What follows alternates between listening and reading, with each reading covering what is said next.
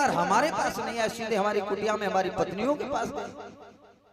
और जैसे कुटिया में प्रवेश किया तो आज उन ब्राह्मण पत्नियों ने ग्वाल वालों को देखा और ग्वाल वालों ने उन ब्राह्मण पत्नियों के प्रणाम किया। उन माताओं का हृदय बड़ा आनंदित हुआ, कहने लगी भैया तुम कहाँ से आए हो? आज उन ग्वालों ने कहा कि देखो मैया हम ब्रजवासी हैं, कृष्ण बलराम के सखा हैं, और देखो हम गौएं चारण करते करते हम कृष्ण बलराम के साथ में आपके कुटिया के निकट में आ गए, और अब हमारे पास में कुछ भोजन प्रसादी शेष नहीं रहा, और हमें कुछ भोजन प्रसादी हो तो हमें दीजिए। हमारे कृष्ण बलराम में भोजन प्रसादी ग्रहण करेंगे, अगर तुम्हारे पास कुछ प्रसादी बनी है तो वो दो। जैसे कृष्ण बलराम का नाम उन माताओं ने सुना, मन में आनंद की हिलोर डोलने लगी कि क्या कृष्ण आए हैं, बलराम आए हैं। भैया देखो कृष्ण बलराम हमारे पास आए हैं, तनक थोड़ी देर तुम विश्राम कर लो, थोड़ी देर रुको, आप कुछ सामग्री हम और कन्हैया के लिए तैयार कर लेते हैं। अविलंब उन माताओं ने कृष्ण बलराम के लिए सुंदर व्यंजन बनाए और भोजन की थाली सजाई, और उन ग्वाल वालों से कहने लगी कि देखो भैया हम भी आपके साथ चलना चाहते हैं, हम अपने हाथों से कृष्ण बलराम को भोजन कराना चाहते हैं, अगर तुम हमें अपने साथ लेकर चलो।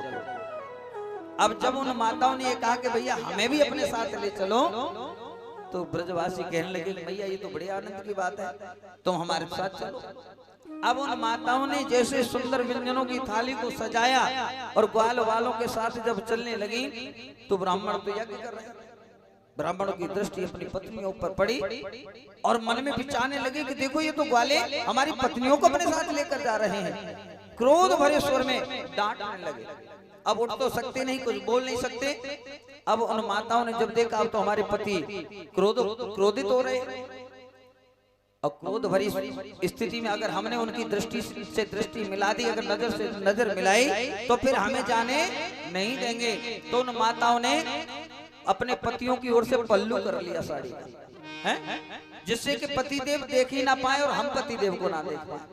अब उस भोजन की थाली को पल्लू के में छिपा करके चलने लगी तो ब्राह्मण अब मुख से तो कुछ बोल नहीं पा रहे, डांट लगाते हो, कह रहे कहाँ जा रही हो, बताओ कहाँ जा रही हो। लेकिन आज उन माताओं ने ध्यान बिल्कुल नहीं दिया और सीधे कृष्ण बलराम के पास चले गए। अब जो होगा सो बाद में देखा जाएगा। कृष्ण मिलन की मन में कामना जो जागृत हो गई, कृष्ण मिलन की वेदना उन माताओं के हृदय में जागृत हुई और कृष्ण से मिलने के लिए आई। और जैसे कृष्ण से मिलने के लिए माताएं आई तो मेरे गोविंद ने उन माताओं का स्वागत किया। माताएं कृष्ण के पास में आई और भोजन कृष्ण के सम्मुख रखा। मेरे गोविंद की सुंदर मुखारविंद को देख करके माताओं का हृदय आनंदित हो गया। गोविंद से कहने लगी, हे कृष्ण, आज हमारा परम सौभाग्य है कि तुम्हें देखने का हमें अवसर मिल गया है और हम आपके चरणों में एक निवेदन करना चाहते हैं। क्या लाला, हम अपने हाथों से तुम्हें भोजन ग्रहण कराना चाहते हैं। अगर तुम हमारी बात को अन्यथा ना लो तो हम अपने हाथों से तुम्हें भोजन ग्रहण कराएं। मेरे कृष्ण मुस्कुराए और कहने लगे कि मैं यही तो बड़ी अच्छी बात है, आप मुझे अपने हाथों से भोजन ग्रहण कराना चाहती हैं तो आप भोजन ग्रहण कराओ। आज उन माताओं ने कृष्ण बलराम को अपनी अपनी गोद में बिठा लिया और सब माताएं कृष्ण बलराम को अपने हाथों से भोजन कराने लगी। अब तो भोजन कराते कराते उन माताओं का हृदय ऐसा हो गया कि अब तो मन ही बदल गया। कृष्ण को छोड़कर जाने का अब मन नहीं हुआ। अब तो सायंकाल होने को हुई, अंधेरा होने को है। अब कृष्ण बलराम का भोजन भी पूरा हो गया, लेकिन माताएं तो जाने का नाम नहीं ले रही। मेरे गोविंद कहने लगे कि हे मैया, अब तो तुम्हें अपने घर चले जाना चाहिए, समय बहुत हो रहा है, इसलिए तुम अब घर चली जाओ। माताएं कहने लगी कि भैया हे कृष्ण, अब हम घर नहीं जाएंगे। क्या अब हम घर नहीं जाएंगे? क्यों? तो माताओं ने कन्हैया को कहा कि देखो, जिस समय हम तुम्हारे पास में आ रहे थे ना, तो हमारे पतियों ने हमें बहुत जोर से डांट लगाई। हमने उनकी डांट को सुना नहीं, देखा नहीं, लेकिन अगर अब हम गए बिना उनकी अनुमति के तो हम तुम्हारे पास में आए हैं और अब लौट करके घर जाएं तो जाएंगे, क्योंकि अब वो हमें घर में घुसने नहीं देंगे। बिना आज्ञा के, बिना अनुमति के जो हम आए हैं, अब जाएं तो जाएंगे। मेरे गोविंद कहने लगे कि भाई मैयाओ, अब तुम्हारे पति तुमसे और ज्यादा स्नेह करेंगे, इसलिए तुम्हें अपने घर चले जाना चाहिए। क्योंकि मेरे भाई बहन, जिस पर मेरे गोविंद की दृष्टि हो जाती है, जिस पर मेरे गोविंद की कृपा हो जाती है, उसको तो ये जग प्रेम करने लग जाता है। संत कहते हैं, जा पर कृपा राम जी की होए, ता पर कृपा करे सबको, जा पर कृपा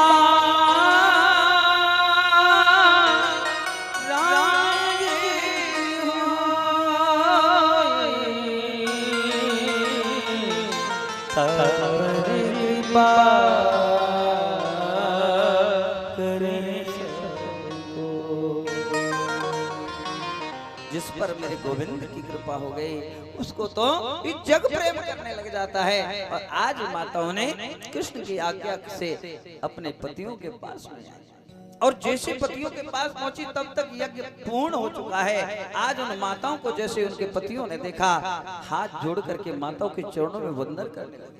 कहे, देवियों, तुम तो हम अभिमानियों से ज्यादा ज्ञानी निकली, और जिस पर ब्रह्म की को पाने के लिए, जिस जगदीश्वर को के दर्शन करने के लिए हम ब्राह्मण संत यज्ञ करते हैं, अनुष्ठान करते हैं, वेद वेदांत का पाठ करते हैं, और उसकी एक झलक पाने के लिए पूरा जीवन न्यौछावर कर देते हैं। आज वो पर ब्रह्म परमेश्वर कृष्ण हमारे समक्ष आया, और हम अभिमान के वशीभूत होकर के उसको पहचान नहीं पाए।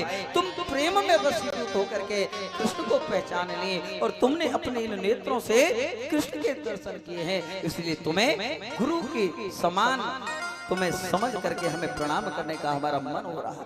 तुम तो हमारी गुरु के समान हो, क्योंकि तुम्हारे मन में ऐसा प्रेम, ऐसा वात्सल्य जागृत हो गया कि तुमने उस पर ब्रह्म परमेश्वर, उस कृष्ण को पहचान लिया।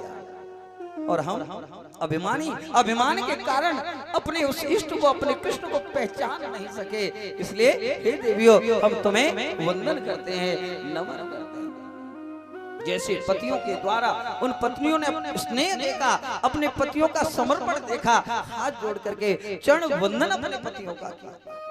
हे नाथ, आज अगर हमने कृष्ण के दर्शन किए हैं, तो कृष्ण के दर्शन आपकी कृपा, आपकी तपस्या, आपकी जो ठाकुर के प्रति, भगवान के प्रति आस्था है, उसी के उसके फल के परिणाम के स्वरूप ही हमने उनके दर्शन कर पाए। इसलिए हमारे मन में भाव जागृत हुआ, और हम कृष्ण मिलने के लिए चले गए, कृष्ण दर्शन करने के लिए चले गए। इसलिए हे नाथ, आप हम पर इस प्रकार का अपराध ना करो, इस प्रकार से आप हम पर ये जो हमें प्रणाम कर रहे हो, हमें क्षमा कर दो। हम पहली बात तो हम बिना आज्ञा के आपके कृष्ण से मिलने चले। मेरे भाई बहन, हमें सदा एक दूसरे का आदर सम्मान करना चाहिए। एक दूसरे का सम्मान जब हम करेंगे तो मन में भाव होगा, प्रेम जगा रहेगा। लेकिन एक दूसरे का सम्मान नहीं करते, एक दूसरे को नीचा दिखाने के लिए ना जाने कितने कितने हम लोग उपाय खोजते हैं। आजकल घरों में भी हमारी माताएं, हमारी बहनें एक दूसरे को, सास बहू में एक दूसरे को बड़ा कौन है? सास कहती है कि मैं बड़ी हूँ, और बहू सना मेरे अनुसार चले, मेरे अनुसार मेरी बताए वो मार्ग पर चले, जो मैं कहूँ वो करे।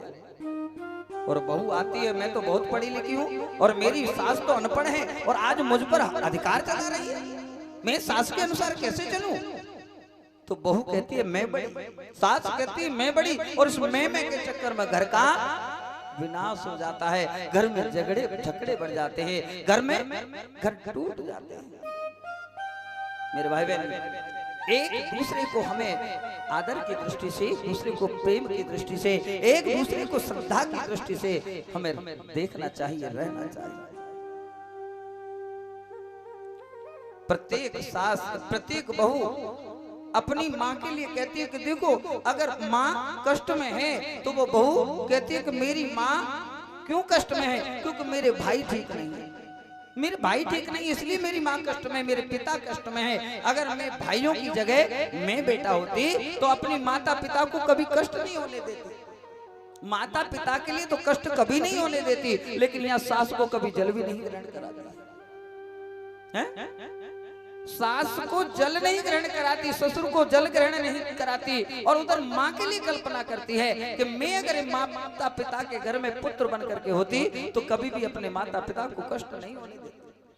मेरे भाई बहन, प्रत्येक हमारी बहन ये मन में विचार ले कि जिस घर में मैं बहू बन करके गई हूँ वो बहू बन करके दो गई, लेकिन वो सास और वो जो मेरे ससुर हैं वो मेरे सास ससुर नहीं, वो मेरे माता पिता हैं। और वो जिस प्रकार से मेरे माता पिता ने मेरा लालन पालन किया है उसी प्रकार से मैं अपने माता पिता की सेवा सास ससुर के रूप में करूंगी। और सास ससुर भी मेरे भाई बहन ये विचार ले मन में कि मेरे घर में जो बहू आई है वो मेरी बहू नहीं, वो मेरी बेटी है, और बेटी के रूप में उस पर उसका ध्यान रखेंगे, उसके साथ व्यवहार करेंगे तो कभी घर में कलह नहीं हो सकती, घर में किसी प्रकार का झगड़ा नहीं हो सकता। झगड़ा किस बात का है? झगड़ा इसी बात का रहता है मेरे भाई बहन। सास कहती मैं बड़ी और बहू कहती मैं बड़ी, इसलिए कभी कोई बड़ा नहीं, बड़ा कोई है तो केवल मेरा गोविंद बड़ा है। मेरे ठाकुर से प्रेम करो, मेरे गोविंद से प्रेम करोगे तो मन की ये खटपट हमेशा हमेशा के लिए मिट जाएगा।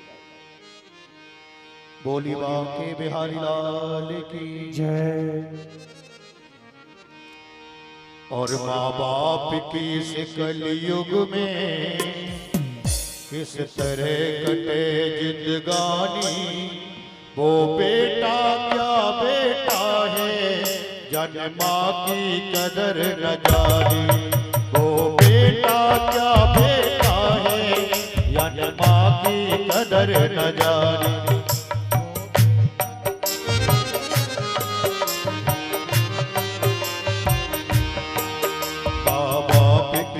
कलयुग में किस तरह कटे जिंदगानी,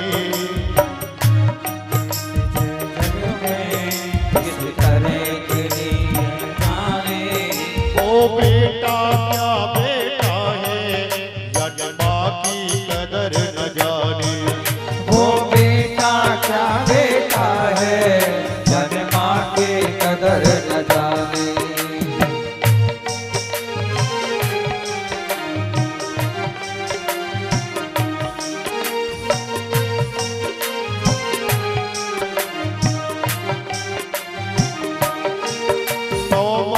गरन में बंदे जाने ये कष्ट उठाए, गीले में सोई जननी सूखे में तुझे सुलाए, ओ गीले में सोई जननी सूखे में तुझे सुलाए।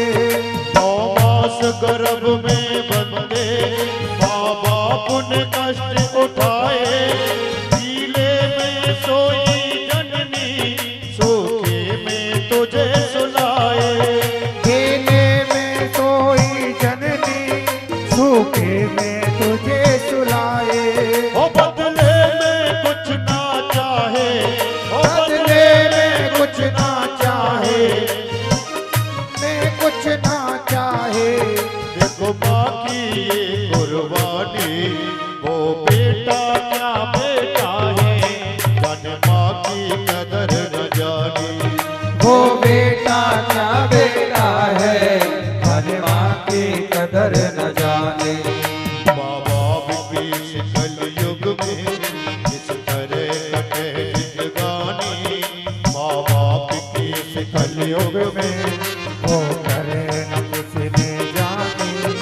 वो बेटा क्या बेटा है जन्मा की कदर न जानी, वो बेटा क्या बेटा है जन्मा की कदर न जाने।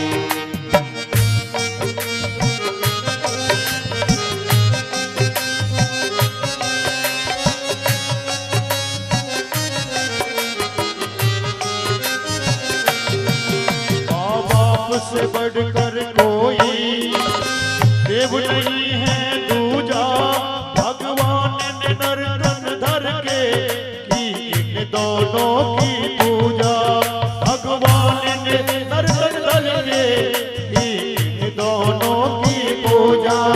कोई कर्म नहीं है दूजा, कोई कर्म नहीं है दूजा, वेदों की है ये वाणी, वो बेटा क्या बेटा है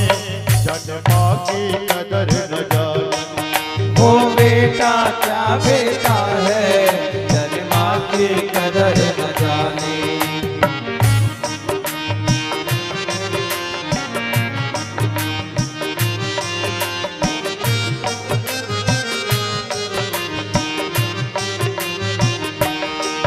वो बेटा क्या बेटा है, जन्मा की कदर न जाने। वो बेटा क्या बेटा है, जन्मा की कदर न जाने। करके मेहनत मजदूरी मुश्किल से तुझको पाला, तूने क्या जाना अन्यायी मन कितना ये सहाला। तू क्या जाने अन्यायी मन कितना किया कसाला। तू बन बेटा मत वाला, तू बन बेटा मत वाला। आई जब जान जवानी, तो बेटा क्या बेटा है, जब माँ की कदर न जाने। वो बेटा क्या बेटा है, जन्मा की कदर न जाने।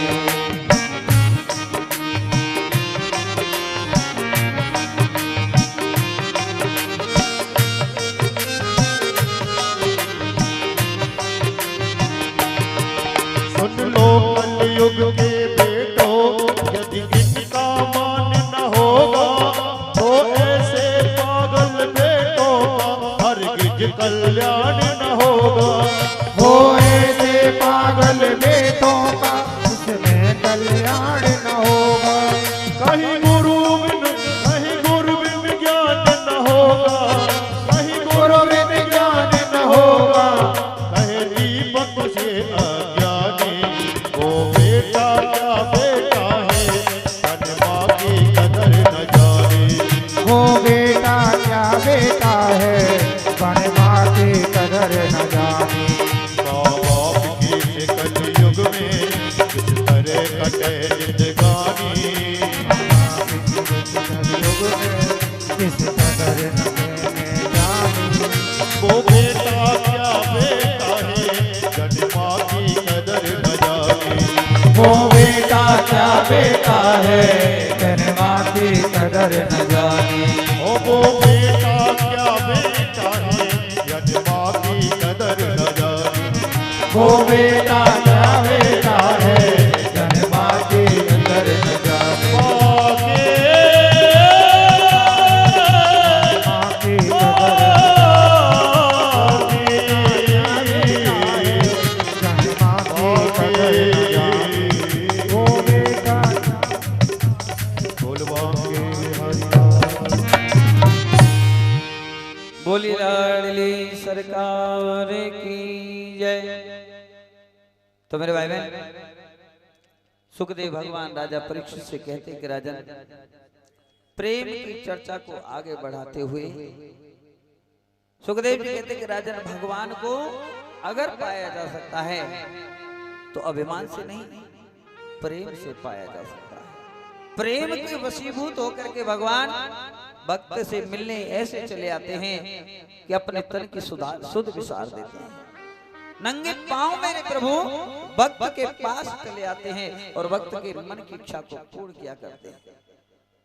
प्रेम के प्रसंग को आगे बढ़ाते हुए सुखदेव भगवान कहते कि राजन, अब मैं तुम्हें ऐसे सुंदर प्रेम के प्रसंग को श्रवण कराऊंगा जिससे जो प्रेम का प्रसंग ऐसा जो मेरे गोविंद ने ब्रज की गोपियों के साथ में किया।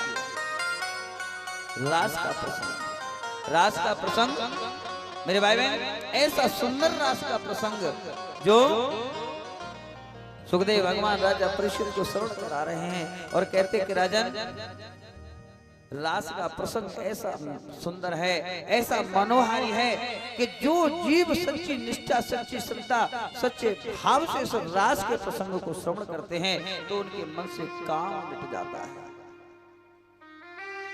कुछ लोग कहते हैं कि भगवान कृष्ण ने तो गोपियों के साथ में रास किया। भैया, ये जो रास का प्रसंग है कोई रास स्त्री और पुरुष के मिलन का रास नहीं है।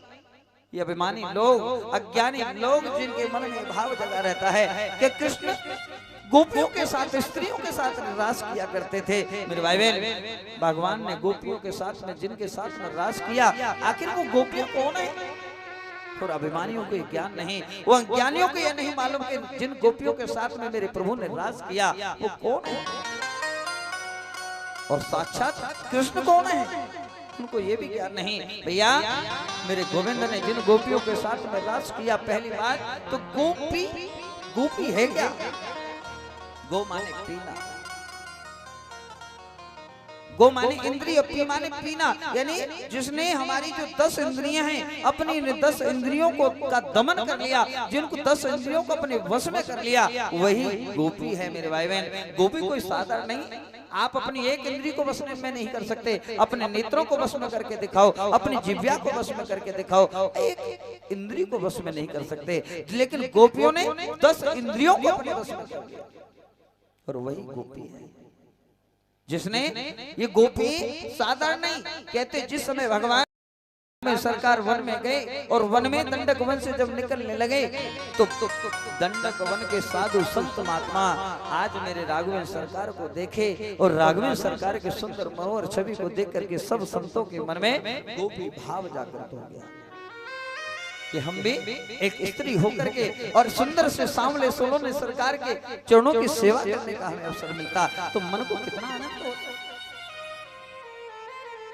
और मेरे प्रभु रघुवर उस समय संकल्प लिए हैं कि मैं एक पत्नी व्रत धारण किया हूँ, और मैं जानकी के सिवा दूसरे किसी को भी स्त्री रूप में स्वीकार नहीं कर सकता, न देख सकता हूँ। अगर देख सकता हूँ तो केवल मां के रूप में, बहन के रूप में, बाकी तो सब।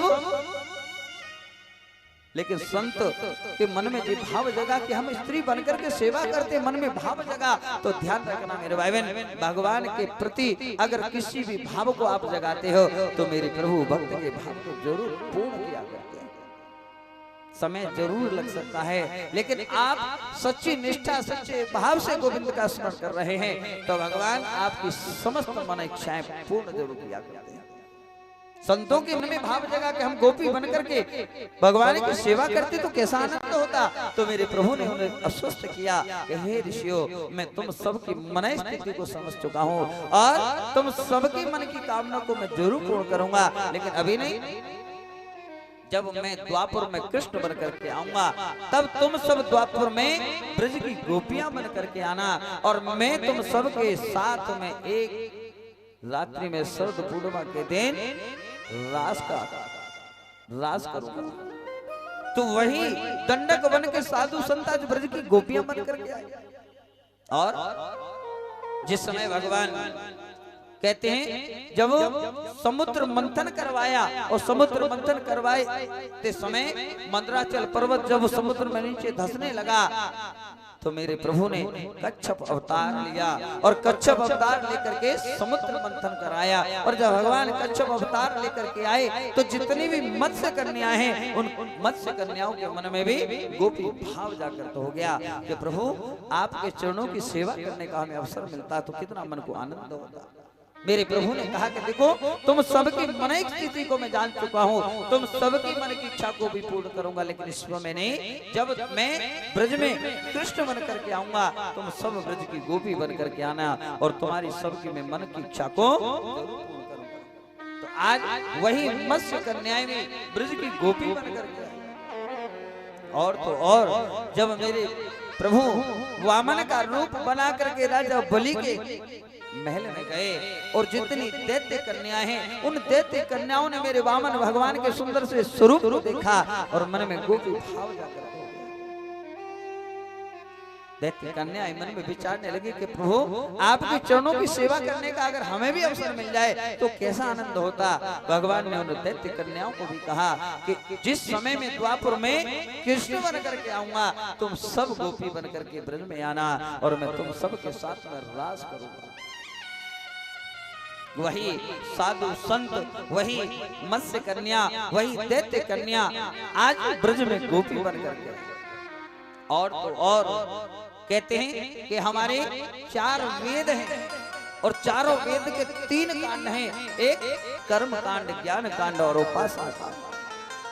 80,000 मंत्र कर्म कांड के हैं और 16,000 मंत्र उपासना कांड के हैं। ये सब ब्रज की गोपियां बनकर के आए। ये ब्रज की गोपी कोई साधारण नहीं है मेरे भाई बहन।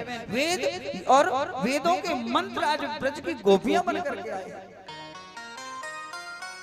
शरद पूर्णिमा की रात्रि और शरद पूर्णिमा की रात्रि को मेरे प्रभु ने आज मन में भाव जगाया कि मुझे गोपियों को, मुझे अपने उन भक्तों को जो समय दिया था कि मैं उन सबके साथ में सबसे मिलन करूंगा, सबसे मेरा मिलना होगा, तो आज वो समय आ गया है। आज मेरे प्रभु ने शरद पूर्णिमा की रात्रि को और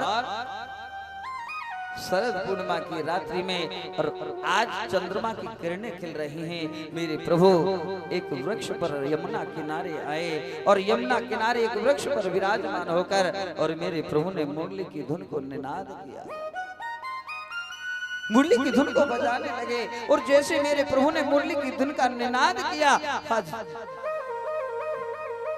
गोविंद की मुरली ब्रज की गोपियों के कानों में पड़ी और ब्रज की गोपियों के कानों में जैसे ब्रज की मेरे गोविंद के बजाई हुई मुरली की धुन पड़ी, ब्रज की गोपियों के मन में तो आज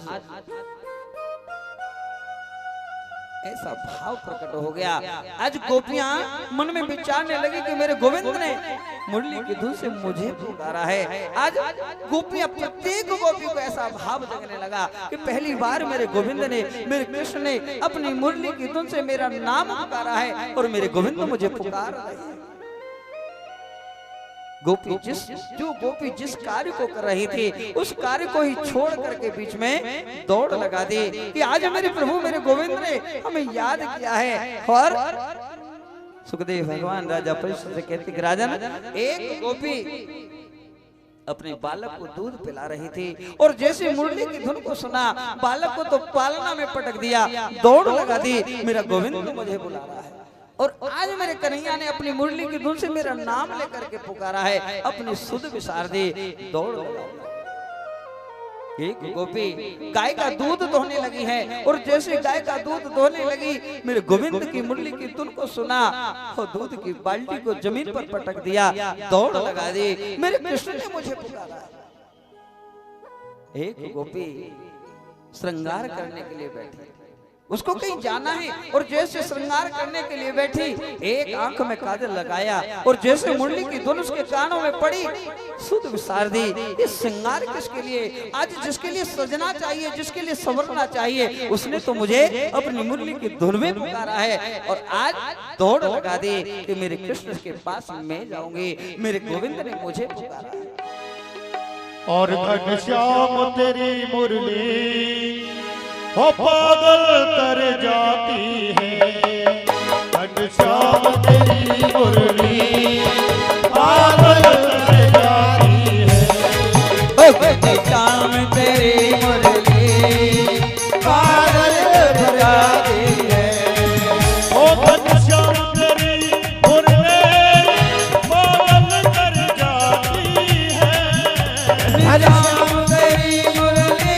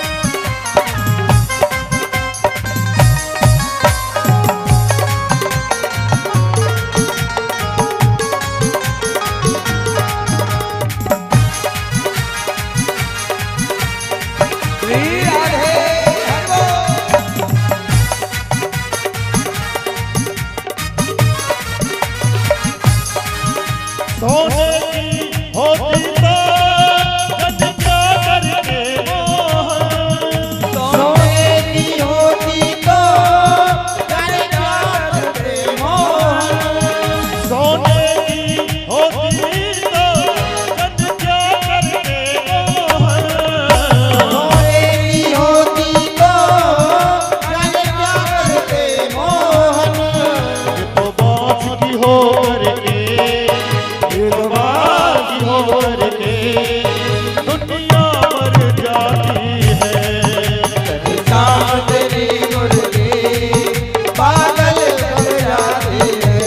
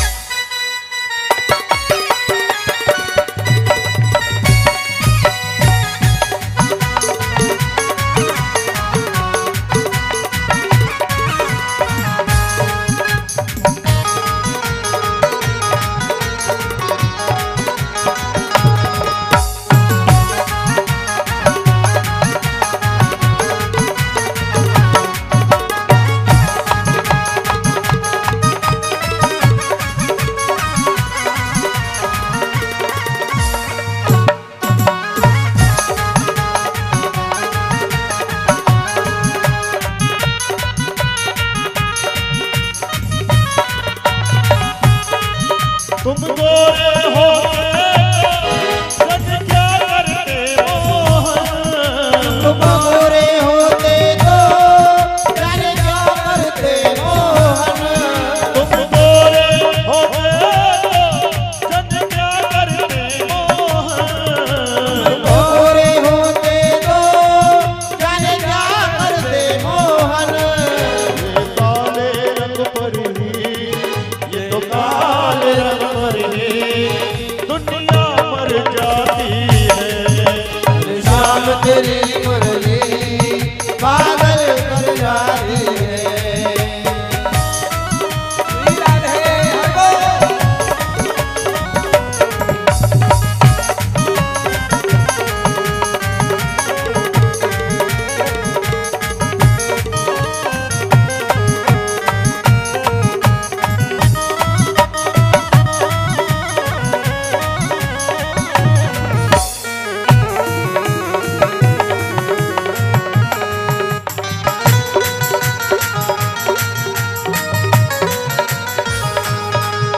दुख दर्दों को सहना मुरली ने सिखाया है।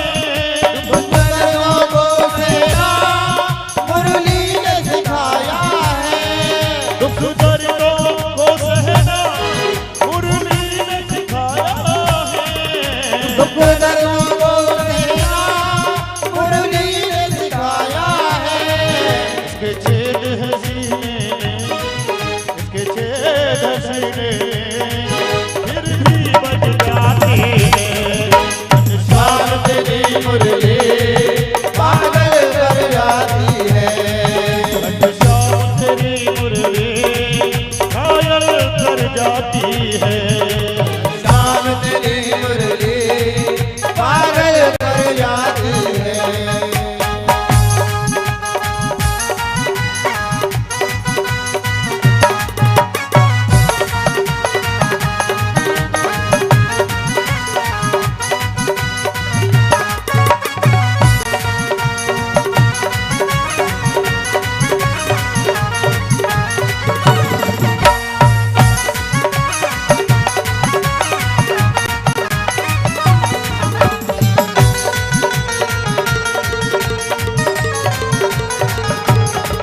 घनश्याम तेरी मुरली पागल कर जाती है। घनश्याम तेरी मुरली पागल कर जाती है। घनश्याम तेरी मुरली पागल कर जाती है। घनश्याम तेरी मुरली पागल कर जाती है। घनश्याम तेरी मुरली पागल कर जाती है। घनश्याम तेरी मुरली पागल कर जाती है। ओ घायल कर जाती है। ओ पागल कर जाती है। ओ घायल कर जाती है। ओ पागल कर जाती है। ओ पागल कर जाती है। ओ पागल कर जाती है। बोले बिहारी लाल की जय। एक बार प्रेम से बोलिए, सब मिलकर बोलिए। थोड़ा जोर से बोलो और जोर से बोलो। अभी आवाज कम है थोड़ी सी। सब मिलकर बोलिए। देखो पड़ोसियों को देख के मत बोलो, सब मिलकर के एक साथ बोलिए और जोर से बोलिए। एक बार और बोलिए। बोली लाडली सरकार की।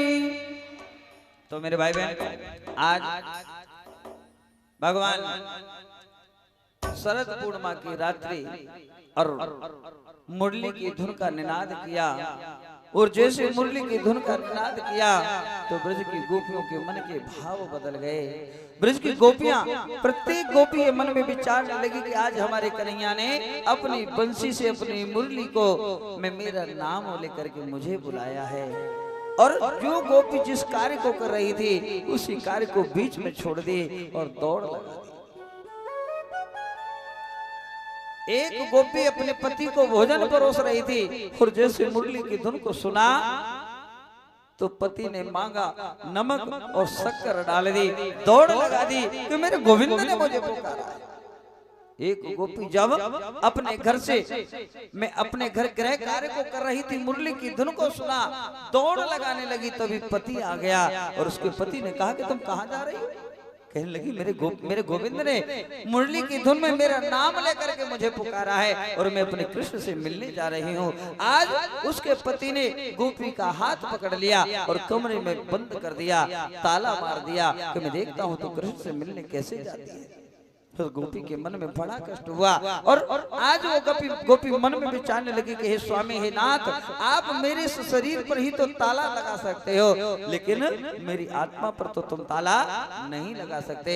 आज उस गोपी ने अपने प्राणों का त्याग कर दिया और ज्योति पुंज लेकर गोपी सबसे पहले मेरे गोविंद के पास पहुंच। शरद पूर्णिमा की रात्रि वेणु का निनाद मेरे प्रभु कर रहे हैं और जैसे मेरे गोविंद ने आज नेत्र खोल करके देखा तो चारों ओर से सैकड़ों गोपियां आज झुंड के झुंड मेरे गोविंद के समीप चली आ रहे हैं। हजारों गोपियों की भीड़ लगी। गोपियां आई और गोपियों को जैसे मेरे प्रभु के पास में आई तो भगवान ने समस्त गोपियों का स्वागत किया। गोपियों आई हो तो तुम्हारा स्वागत है। स्वागत किया। स्वागतम महाभाग प्रिय क्यों करवाणी वा ब्रजश्याना मय कशे ब्रूतागमन का। देवियों आई हो तो तुम्हारा स्वागत है, लेकिन क्यों आई हो? रात्रि के समय तुमने अपने घर को त्यागा, अपने परिवार को छोड़ा और फिर तुम मेरे पास चली आई, आखिर क्यों आई हो?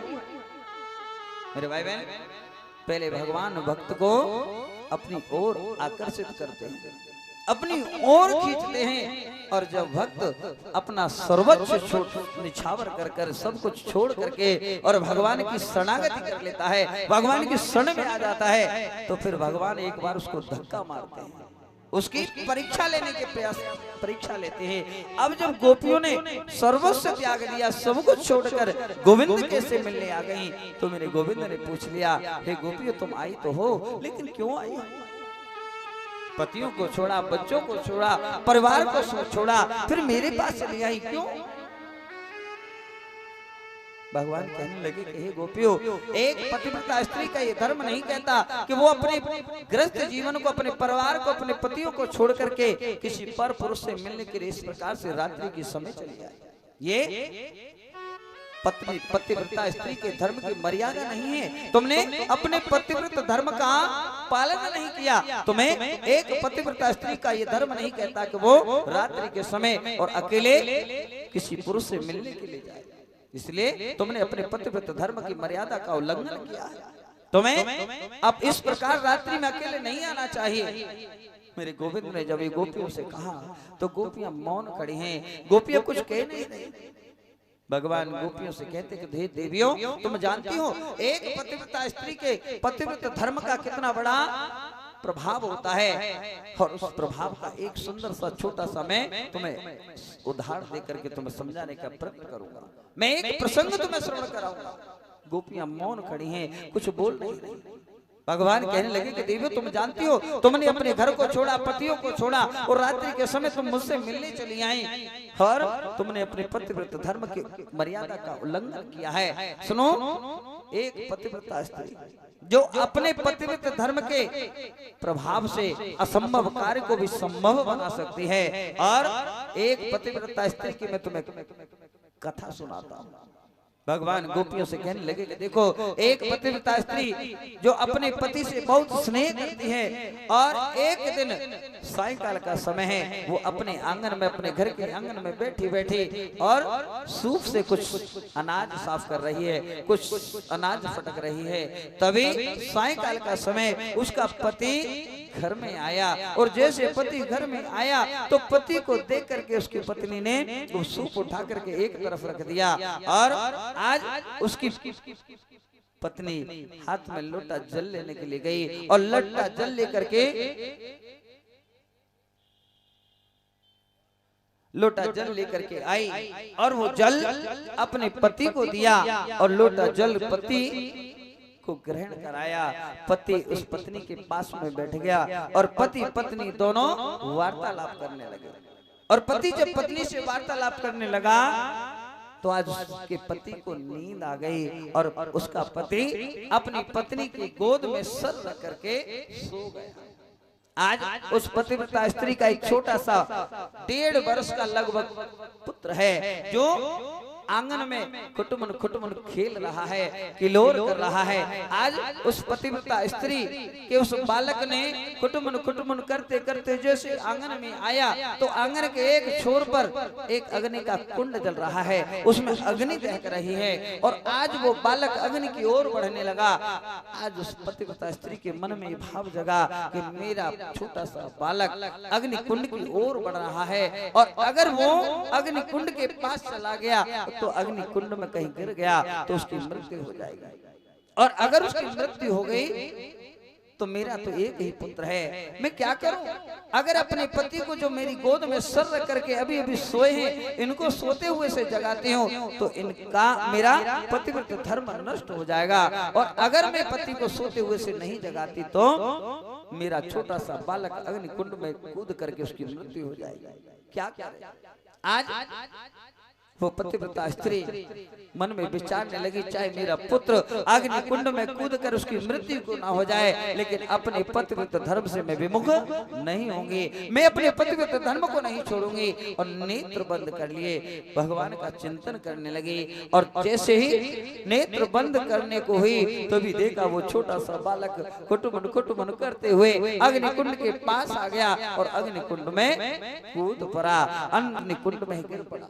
नेत्र बंद हो गए और भगवान का चिंतन करने लगे। कुछ समय के पश्चात जब उसके पति की नींद खुली तो दौड़ करके वो अग्निकुंड के पास में आई, और अग्निकुंड के पास जैसे पहुंची तो देखा आज छोटा सा बालक उस अग्निकुंड में किलोर कर रहा है, खेल रहा है।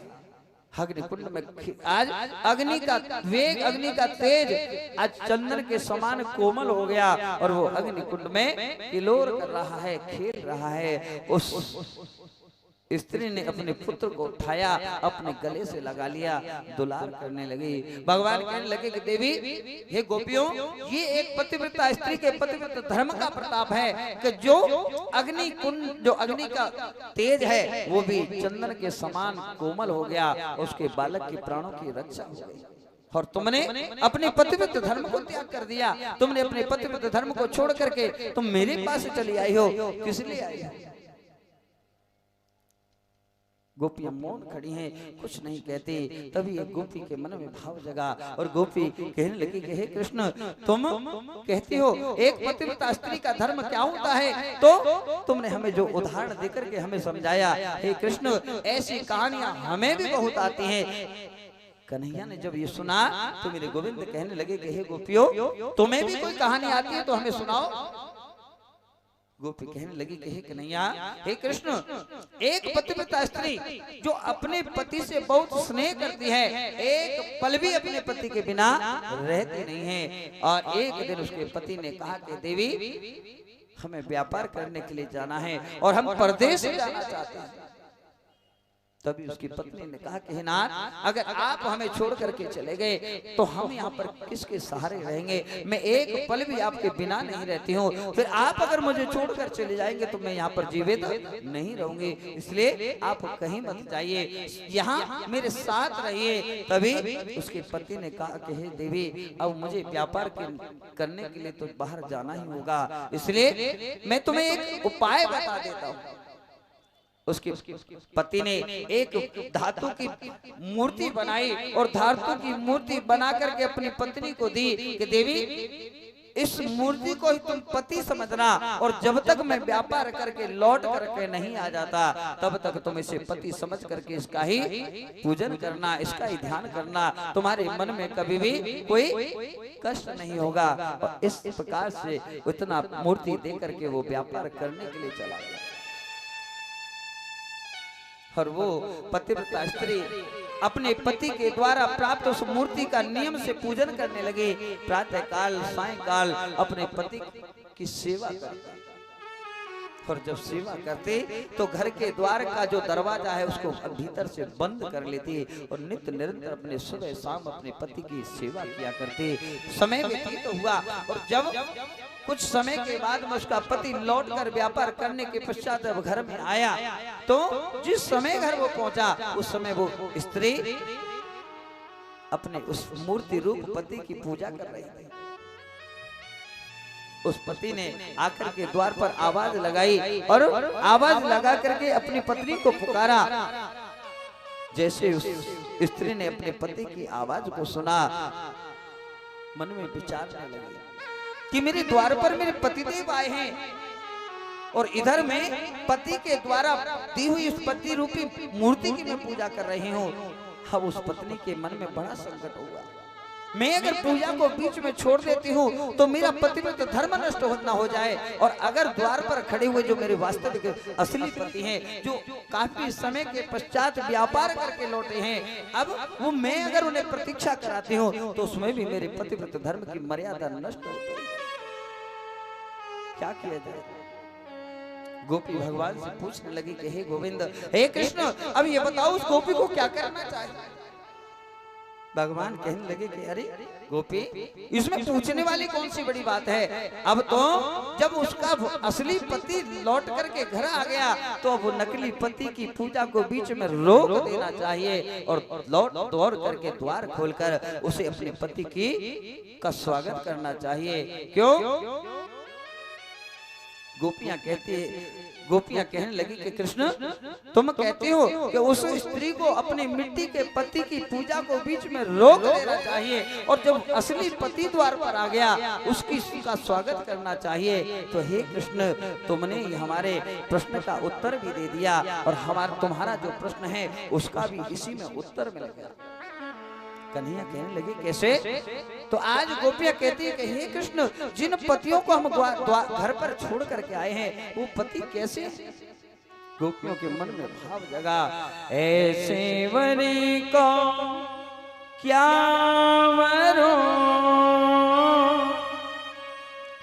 जो जन्म में मर जा, वरी वरियो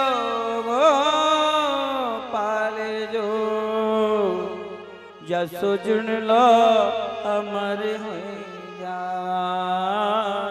जसो जुन लो अमर हो जा। ऐसे वर को क्या वरूं?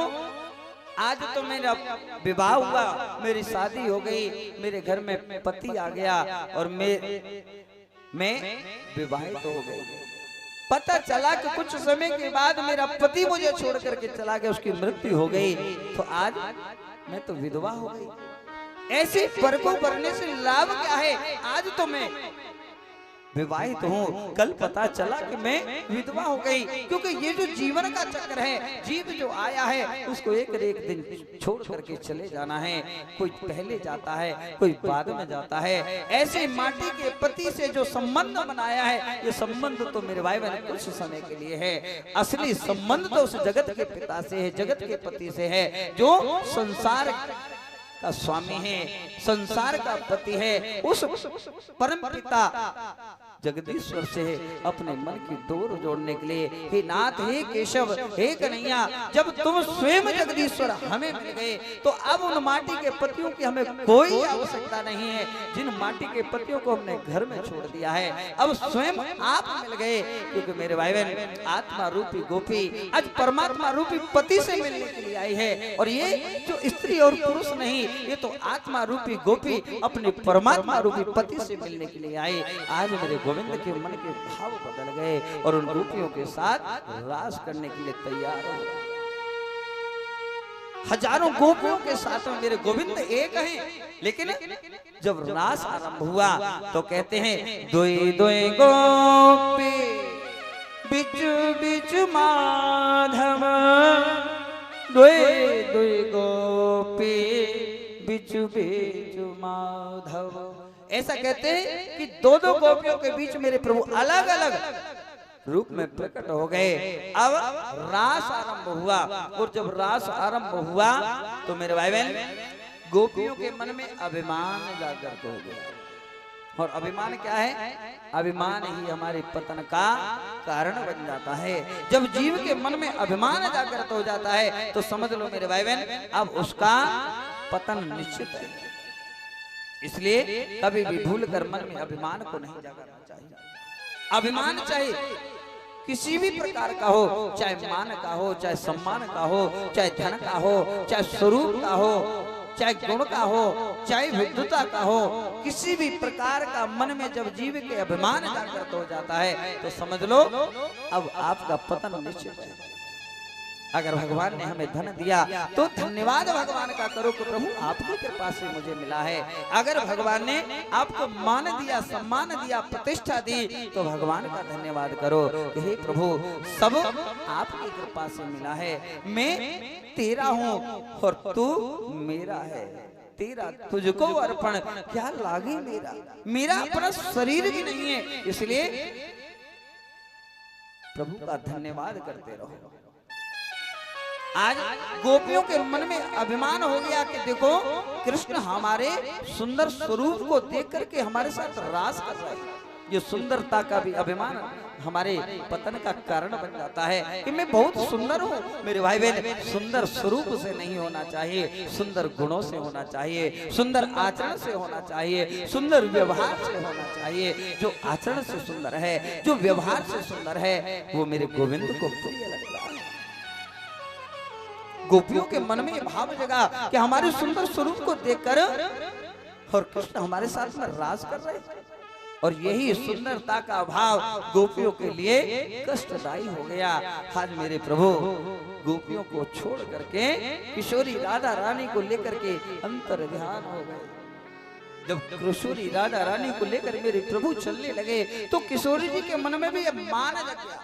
कहते हैं मान और अभिमान दोनों में भेद होता है मेरे भाई बहन। गोपियों के मन में अभिमान हुआ कि कन्हैया हमारे सुंदर स्वरूप को देख करके हमारे साथ रास कर रहे हैं, और किशोरी जी के मन में ये मान हुआ कि कृष्ण मेरे साथ भी रास कर रहे हैं, गोपियों के साथ भी रास कर रहे हैं। फिर गोपियों में और मुझ में भेद क्या है, अंतर क्या है, ऐसा मान किशोरी जी के मन में हुआ।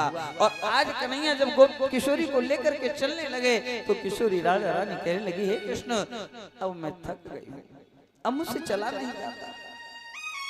कन्हैया कहने लगे किशोरी तुम थक गई हो? हाँ, अब मुझसे चला नहीं जाता। तो मेरे गोविंद कहने लगे, देवी तुम एक काम करो, मैं नीचे बैठ जाता हूँ और तुम मेरे कंधे पर विराजमान हो जाओ। आज जैसे मेरे प्रभु मेरे बाल कृष्ण आज किशोरी राधा रानी को अपने कंधे पर बिठाने के लिए बैठे, तो जैसे किशोरी जी कन्हैया के कंधे पर बैठने को बढ़ी तभी मेरे प्रभु अंतर ध्यान हो गए और किशोरी जी को भी छोड़कर आज भगवान चले गए। अब गोपियों को भी छोड़कर चले गए, किशोरी जी को छोड़ करके चले गए।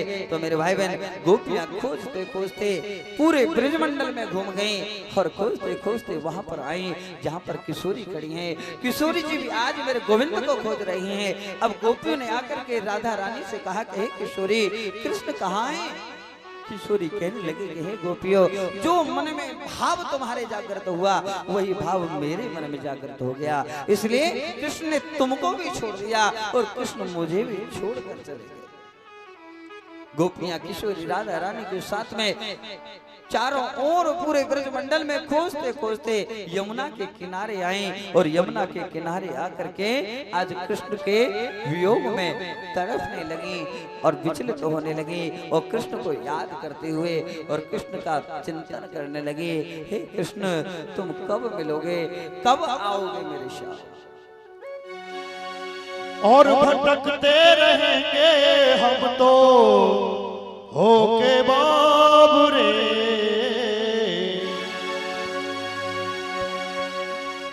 भटकते रहेंगे हम तो होके बाबरे,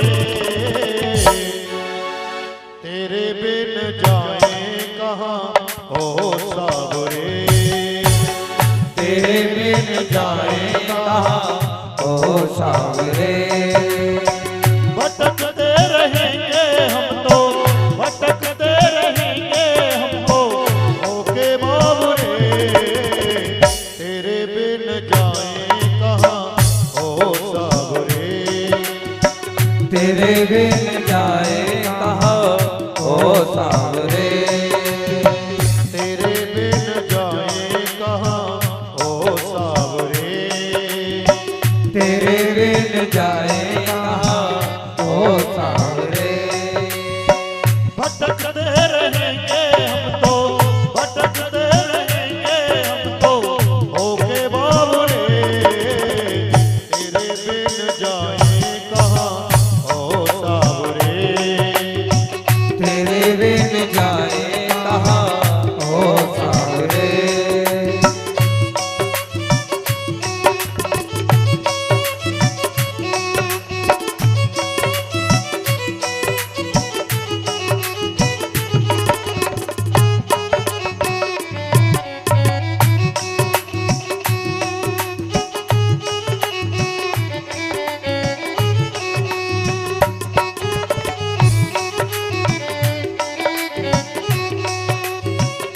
तेरे भरोसे हमने ये जग छोड़ा, तेरे भरोसे हमने ये जग छोड़ा, ओ निर्मोही हमसे मुकरा के मोड़ा, तेरे भरोसे हमने ये जग छोड़ा, ओ निर्मोही तुमसे नाता तोड़ा, तेरे भरोसे हमने ये जग छोड़ा, ओ निर्मोही हमसे मुकरा के मोड़ा, तेरे भरोसे हमने ये जग छोड़ा, ओ निर्मोही हमसे नाता तोड़ा, बिरहा जलाना डाले, बिरहा जलाना डाले होके बाबरे,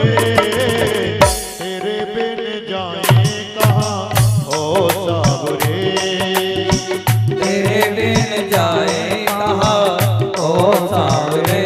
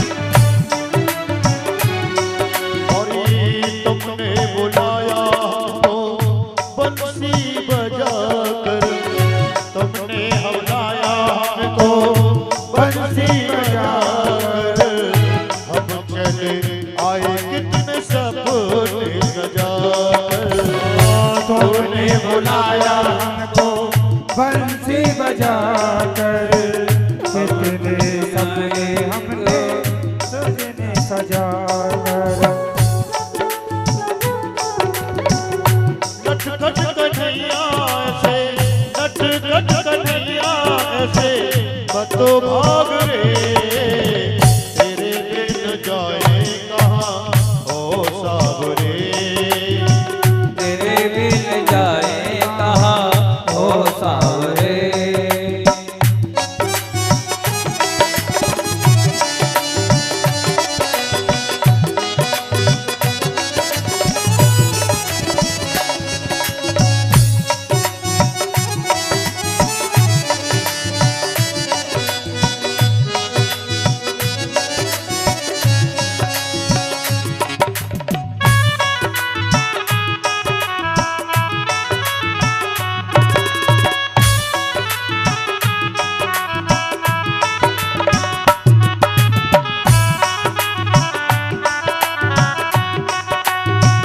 शरद ऋतु में जो वही दिन आएंगे शरद ऋतु में जो वही दिन आएंगे वादा किया था हमसे रास रचाएंगे शरद ऋतु में जो वही दिन आएंगे वादा किया था तुमसे रात निभाएंगे जो मैं सो जान दी और प्रीत किए दुख हो जय जय जो मैं सो जान दी प्रीत किए दुख हो नगर डोरा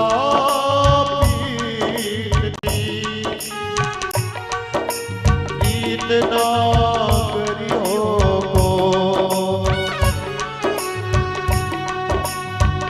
कजरारी आँखों में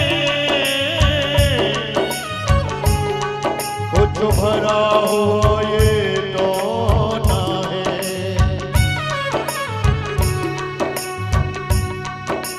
कजरारी आँखों में कुछ भरा हुआ ये टोना है अपनों का मरण गैरों का हसन बस जान हाथ से खोना है बस जान हाथ से खोना शरद ऋतु में जो वही दिन आएंगे वादा किया था हमसे रात रचाएंगे शरद ऋतु में वही दिन आएंगे वादा किया था तुमने रात रचाएंगे चंदा की चांदनी में रच रास रे चंदा की चांदनी में रच रास रे तेरे बिन जाए कहाँ ओ सावरे तेरे बिन जाए कहाँ ओ सावरे भटकते रहेंगे हम तो भटकते रहेंगे हम तो होके बाबुरे तेरे बिन जाए कहाँ ओ सावरे तेरे बिन जाए कहाँ ओ सावरे आजा आजा रे कन्हैया तेरी याद आवरे आजा आजा रे कन्हैया तेरी याद आवे रे ओ तेरी याद आवरे प्यारे याद आवरे ओ याद आवे रे प्यारे याद आवे रे आजा आजा रे कन्हैया तेरी याद आवरे आजा आजा रे कन्हैया तेरी याद आवे रे ओ आजा आजा रे कन्हैया तेरी याद आवरे ओ आजा आजा रे कन्हैया तेरी याद आवे रे ओ आजा आजा रे कन्हैया तेरी याद आवरे ओ आजा आजा रे कन्हैया तेरी याद आवे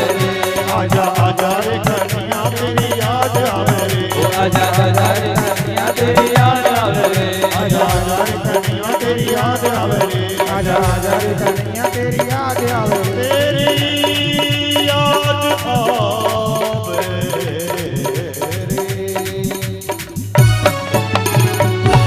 एक बार प्रेम से बोलो, सब मिलके बोलिए, जोर से बोलिए और जोर से, एक बार और बोलिए, बोली लाडली सरकार की हो।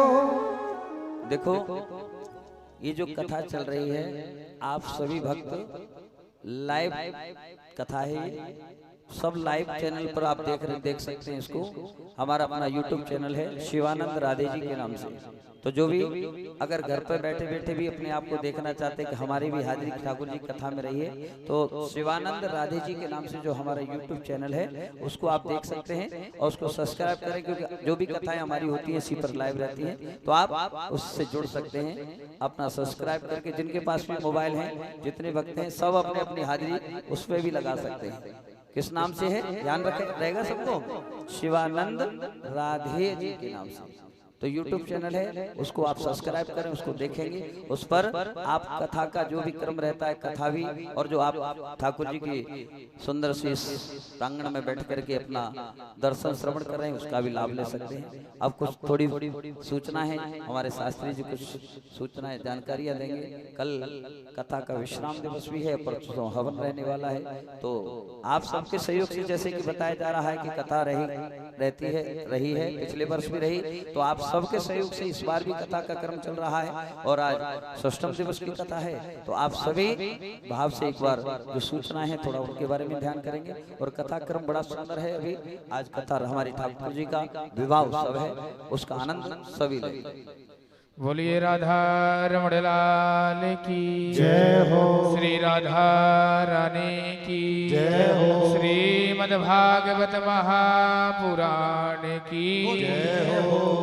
देखिए भगवान की कथा आप सभी बड़े भाव से श्रवण कर रहे हैं। आज भगवान की कथा चलते हुए जो है 6 दिन हो गए और षष्ठम दिवस की कथा आप सभी श्रवण कर रहे हैं। अभी कुछ क्षण के तत्पश्चात जो है भगवान की दिव्य झांकी के आप सभी दर्शन करेंगे। रुक्मणी मंगल होगा।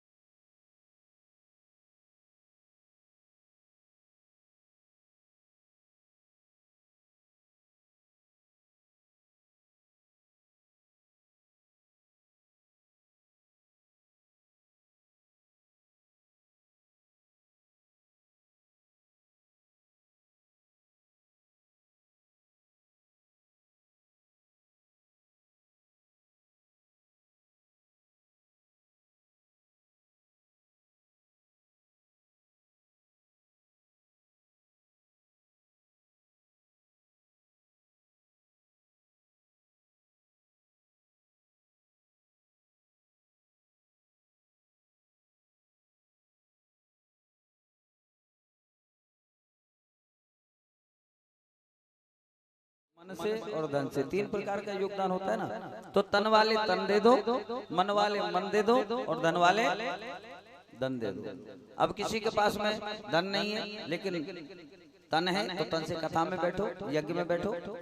और अगर किसी के पास तन भी स्वस्थ नहीं है, किसी कारण से और ज्यादा व्यस्तता है, तो मन तो लगाओ कि ठाकुर जी इस यज्ञ में आपकी कृपा बरसे, किशोरी जी की कृपा बरसती रहे और निरंतर। वैसे तो ये धाम है भैया, यहाँ तो बराबर कथाएं होती रहती है, गली गली घर घर में कथाएं हैं। लेकिन जहाँ भी कथा होती है वो कथा कोई ऐसे नहीं होती, श्री जी की कृपा, ठाकुर जी की कृपा और आप सबके स्नेह के कारण ही संभव हो पाती है।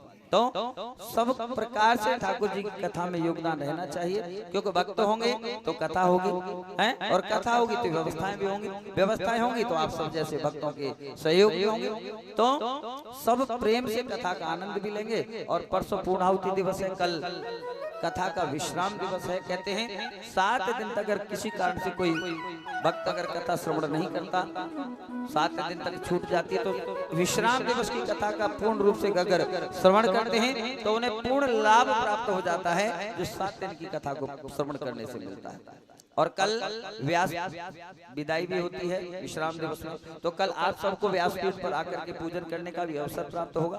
एक एक करके सभी आएंगे, तो आप अपनी श्रद्धा से श्री व्यास पीठ की विदाई भी करेंगे। और परसों पूर्णाहुति दिवस रहता है। पूर्णाहुति दिवस में मेरे भाई बहन, ये यज्ञ कोई साधारण नहीं होता। इस यज्ञ में बड़ा ही आपका भाग्य है, आपके ऐसे प्रारब्ध रहे होंगे जिसके कारण इस अमृतमयी कथा में बैठ करके आपको श्रवण करने का अवसर प्राप्त हो रहा है। और कहते हैं बड़े भाग्य मानुष तन पावा, बड़े भाग्य से तो आपको मनुष्य का तन मिला और उसमें आकर के कथा श्रवण करने का अवसर मिला, और वो भी ब्रजधाम बरसाने में मेरे किशोरी जी के प्रांगण में विराजमान होकर के। तो इससे बड़ा आपको आनंद की क्या बात हो सकती है। आप तो ठाकुर जी के किशोरी जी के कृपा पात्र हो ही बन चुके हो, ये साधारण बात नहीं है मेरे भाई बहन। इस सुंदर प्रांगण में विराजमान होकर के ठाकुर जी के दर्शन भी कर रहे हो और ठाकुर जी की किशोरी जी की कृपा के पात्र भी बन रहे हो, और कथा अपने सुंदर भाव से शरीर के साथ में बैठकर श्रवण कर रहे हो। तो यज्ञ में बैठना, जब परसों यज्ञ होगा तो यज्ञ का पूर्ण लाभ तब होता है जब हवन में बैठते हैं, और हवन में बैठ करके यज्ञ को पूरा करेंगे। और कहते हैं ये जो श्रीमद् भागवत जी ऐसी हैं जो समस्त मनों की इच्छाओं को पूर्ण करने वाली है। जो भी मन में आपकी कामना है, अगर किसी भक्त के, हमारी बहन के, किसी माता के मन में किसी प्रकार का कोई कामना है, कोई भाव मन में लेकर के बैठे हैं, तो बताया सब फलों को देने वाली है। तो परसों यज्ञ में वो बहन या माताएं या जो हमारे बंधु हैं वो यज्ञ में बैठेंगे। और अगर किसी के मन में कोई कामना है, कुछ चाहते हैं भगवान से, तो एक काम और कर लीजिएगा, एक गोला लीजिएगा घर में। आप गोला तो समझते हैं ना, सूखा गिरी वाला है, और उसको ऊपर से काट लेना, कटवा लेना अपने पतियों से, अपने पुत्रों से या भाई से, और उसमें 5 प्रकार की सामग्री समझती। एक तो अपनी सामग्री जो पैकेट आता है वो वाली सामग्री, उसमें काले तिल हो सकते हैं, जौ हो सकते हैं, जौ साफ वाले हो, थोड़ा मिष्ठान भूरा हो उसमें डालो, और घी मिलाओ। 5 प्रकार की सामग्री मिला करके उसमें भर लो और कलावे से उसे बांध लो। साथ अपने मन की जो भी कामना है उसको अपने घर के मंदिर में खड़े होकर के हाथ में उस फल को ले ले, उस गोले को बांध करके ले लें, और मन की कामना को श्री जी के चरणों में रखें, किशोरी जी के चरणों में रखते हुए मेरे ठाकुर जी का चिंतन स्मरण करें, और अपने मन की जो कामना, अपने मन की जो भावना है उसको प्रकट करें कि प्रभु मेरी इस कामना को, मेरे मन की शिक्षा को पूर्ण कर देना। और ठाकुर जी पर विश्वास करके ऐसा मन में जब भाव जगाओगे तो उस फल को मन से संकल्प करने के पश्चात अपने मस्तक से लगाना, ठाकुर जी का स्मरण करना, किशोरी जी का ध्यान करना, और उस फल को अपने घर में रख देना। और जब यज्ञ आरंभ होगा उस समय आप लेकर के आ जाना, बचा हुआ सामग्री उसे भी लाना, और यहाँ आपका यज्ञ होगा। पूर्ण आहुति के समय उस यज्ञ में आपका जो फल है उसको अर्पित करवाया जाएगा। यज्ञ भगवान की कृपा, मेरे ठाकुर जी की कृपा, श्री जी की कृपा से आपके मन की इच्छा जरूर पूर्ण हो जाएगी, ये हमारा विश्वास है, ये भागवत जी का प्रसाद है। तो आप सुंदर भाव से इस कथा का जो आनंद ले रहे हैं, ठाकुर जी कृपा मिल रही है, उसका भी आनंद लेते हैं नित्य निरंतर। ऐसा हमारा भाव है कि हर वर्ष कथा बरसाना धाम में एक होती रहे। तो ऐसा आप सबके सहयोग से, भक्तों के सहयोग से ये अमृतमयी कथाएं होती हैं।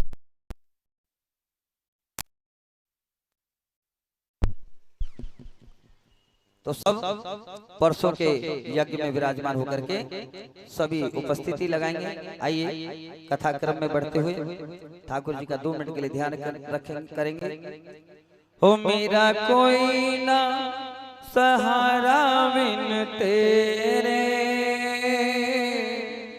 गोपाल संवरिया मेरे, मेरा कोई सहारा बिन तेरे, गोपाल संवरिया मेरे, मेरा कोई न सहारा बिन तेरे, गोपाल संवरिया मेरे। ओ मेरा कोई न सहारा बिन तेरे, गोपाल संवरिया मेरे, मेरा कोई न सहारा बिन तेरे, गोपाल संवरिया मेरे। ओ गोपाल संवरिया मेरे, गोपाल संवरिया मेरे।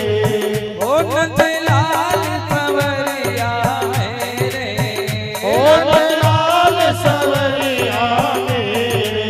ओ मेरा कोई न सहारा बिन तेरे, गोपाल संवरिया मेरा कोई न सहारा बिन तेरे, नंदलाल संवरिया मेरे। श्री राधे हरि बोल जय हो।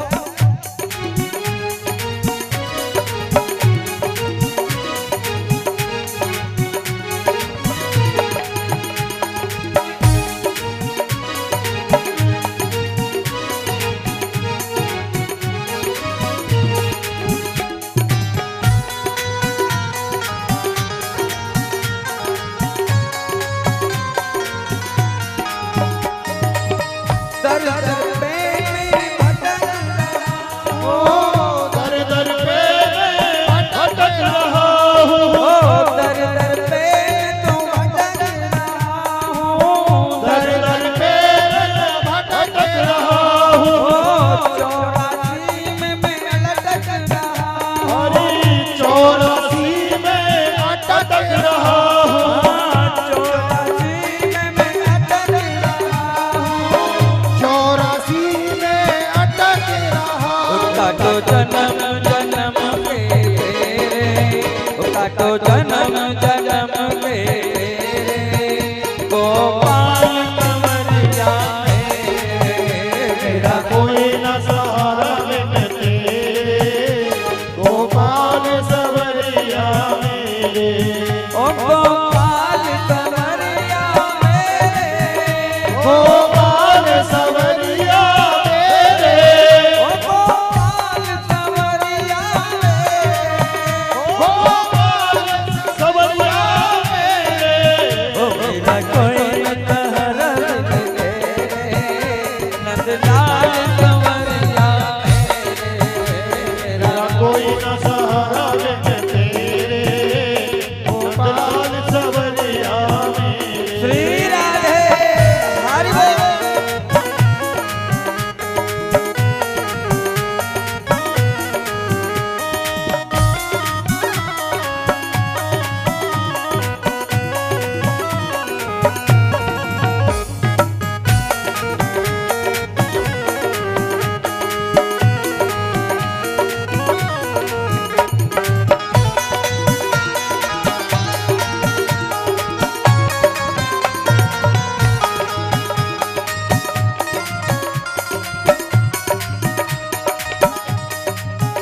हरि आ जाओ, हरि आ जाओ, ओ हरि आ जाओ, हरि आ जाओ।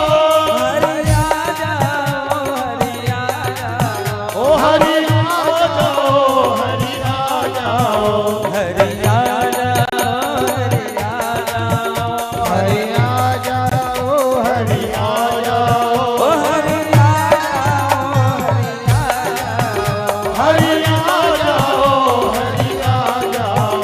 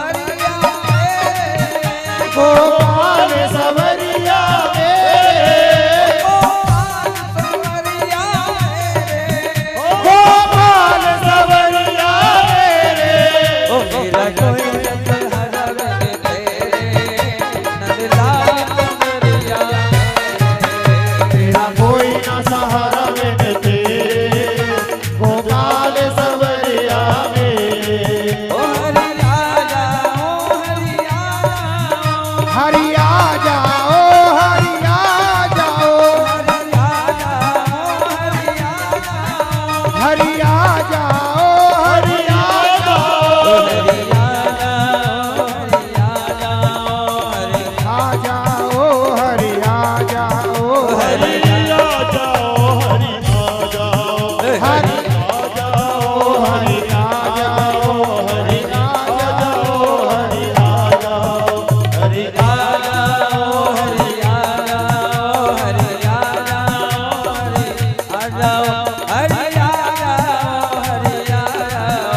हरिया जाओ हरिया जाओ हरिया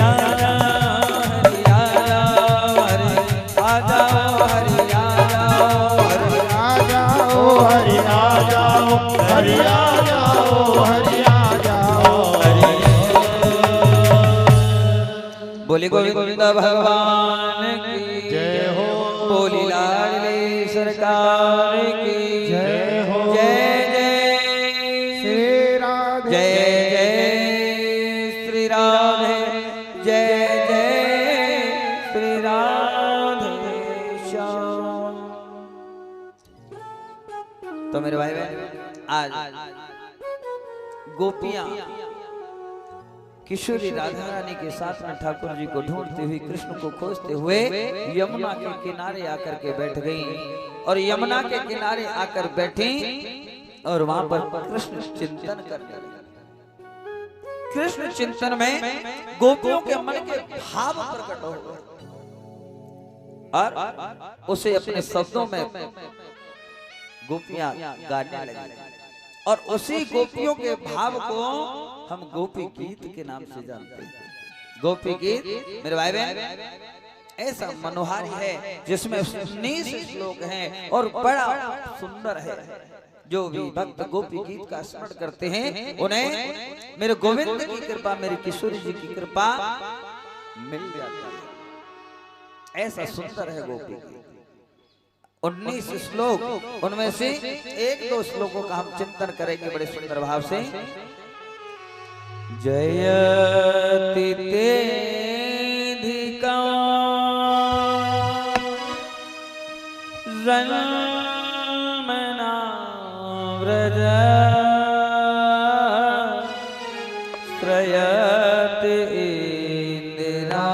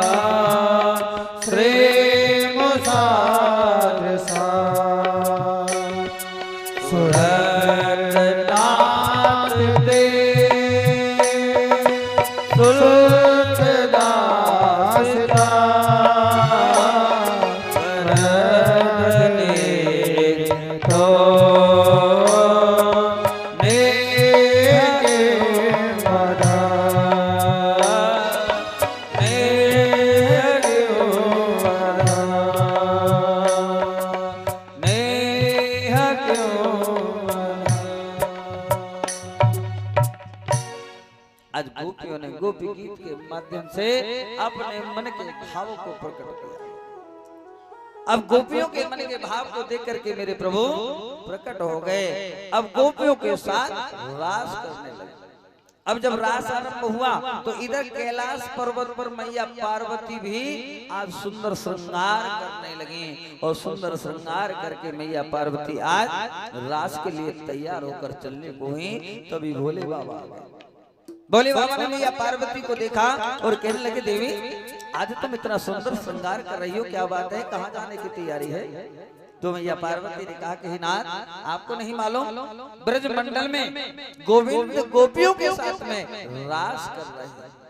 क्या ब्रज में कृष्ण रास कर रहे हैं? हाँ, ब्रज में गोविंद गोपियों के साथ में रास कर रहे हैं। तो मेरे गोविंद, मेरे भोलेनाथ आज मैया पार्वती से कहने लगे, देवी हम भी उस रास में चलना चाहते हैं, हमें भी उस रास में लेकर के चलो।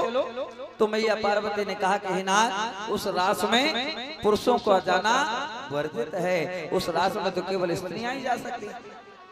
अब बोले बाबा बड़े निराश हुए, बड़े उदास कि देवी उस रास में केवल स्त्रियां जा सकती हैं, पुरुष नहीं जा सकते। लेकिन हमारे तो मन में बड़ी कामना है, बड़ी अभिलाषा है, हम उस रास को देखना चाहते हैं, लेकिन जाए तो जाए कैसे?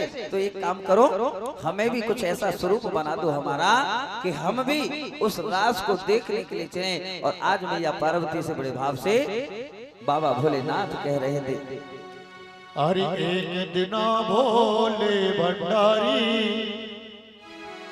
बनकर ब्रज के नारे वृंदावन जा रहे हैं, रास में जा रहे। एक दिना भोले भंडारी बनकर ब्रज के नारे वृंदावन जा रहे हैं, रास में जा रहे हैं। अरे पार्वती भी बना के हारी, दामने त्रिपुरारी वृंदावन जा रहे हैं, रास में जा रहे। पार्वती से बना के हारे, मने त्रिपुरारी रास में जा रहे हैं, रास में जा रहे हैं।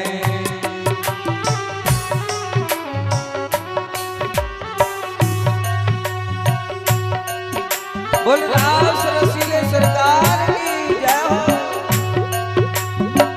पार्वती से बोले हो, पार्वती से बोले मैं भी चलूंगा तेरे साथ में, तेरे साथ में।